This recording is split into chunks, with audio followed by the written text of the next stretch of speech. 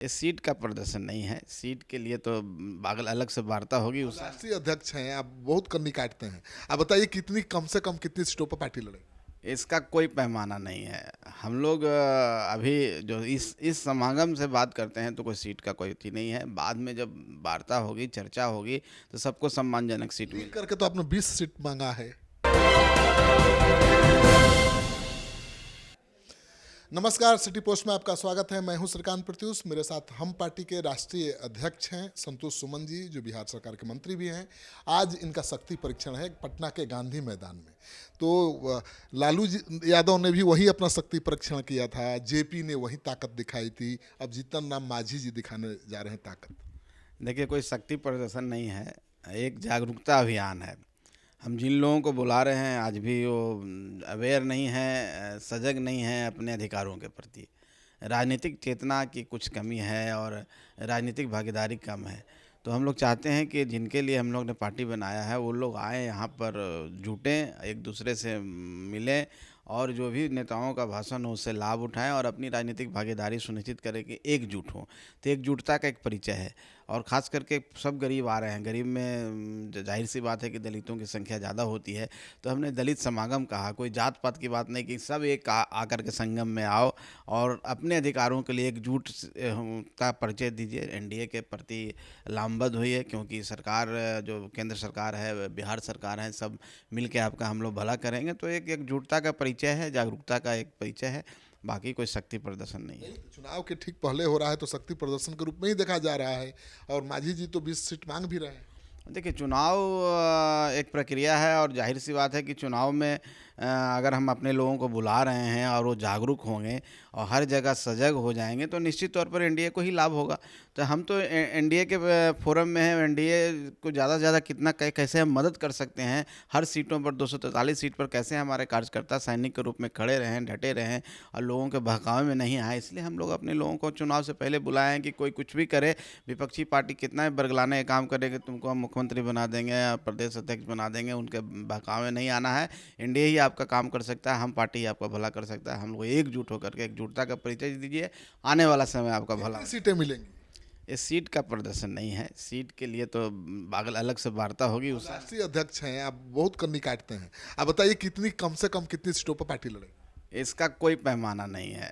हम लोग अभी जो इस समागम से बात करते हैं तो कोई सीट का कोई थी नहीं है। बाद में जब वार्ता होगी, चर्चा होगी तो सबको सम्मानजनक सीट लीड मिल। करके तो आपने 20 सीट मांगा है।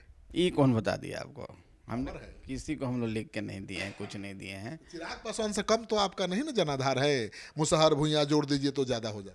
किसी से तुलना नहीं करते हैं हम लोग। अपनी अपनी राजनीति करते हैं, अपना मेहनत करते हैं और सब एक होकर के हम लोग रहना चाहते हैं। किसी से लड़ाने का काम मत कीजिए आप। बीजेपी ने तो कब्जा कर लिया जेडीयू पर, एक तरफ से देखे ना, मंत्रिमंडल पर कब्जा हो गया। ना, ये सब आप लोग को दिखता है, ऐसा कोई बात नहीं है। देखिए, जदयू हो, बीजेपी हो, हम हो, चाहे लोजपा आर हो, रालोम हो, सब एक है, एनडीए है। और जब एनडीए जब एक साथ हो रहा है तो उसको एक यूनिट मान के चलिए। अलग अलग देखिएगा तो आपको डिफरेंस नजर आएगा। इसलिए एनडीए चुनाव लड़ेगा, 225 से ऊपर जीतेंगे। पहली बार ऐसा हुआ है कि नीतीश कैबिनेट में एक भी बर्थ खाली नहीं है, सब फुल हो गया। हमेशा 4-5 वैकेंसी रहती थी।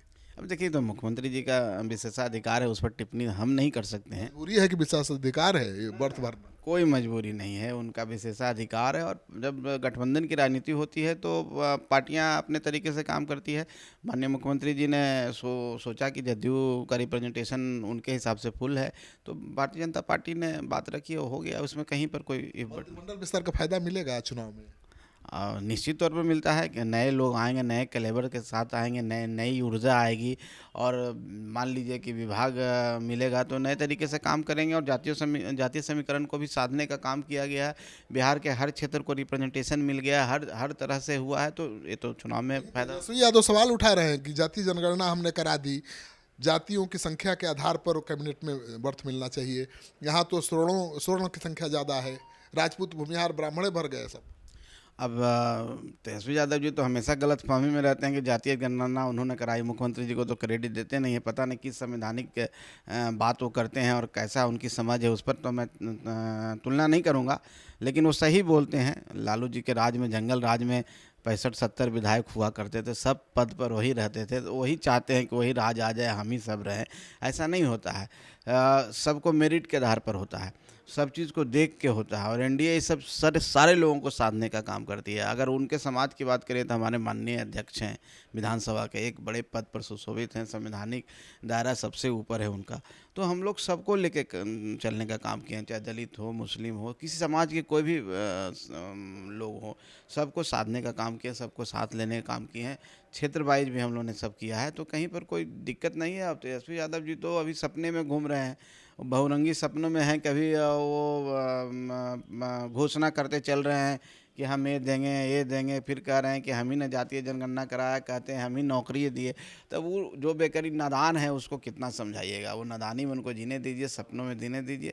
जब नींद खुलेगी तब उनको धरातल यथार्थ और जो भी चीज़ है वो पता चलेगा। आप सुन रहे थे संतोष सुमन जी को, बिहार सरकार के मंत्री भी हैं, पार्टी के राष्ट्रीय अध्यक्ष हैं, लेकिन जीतन राम मांझी जैसे दिल की बात नहीं करते, बहुत लाग लपेट वाली बात करते हैं, राज खोलते नहीं हैं। अभी तक इन्होंने राज नहीं खोला कि कितनी सीटों पर पार्टी लड़ेगी, जबकि जीतन राम मांझी बार बार दोहरा चुके हैं कि कैबिनेट भी छोड़ना पड़ा तो छोड़ देंगे, लेकिन 20 से कम सीट पर नहीं लड़ेंगे। आज शक्ति प्रदर्शन है हम पार्टी का पटना के गांधी मैदान में।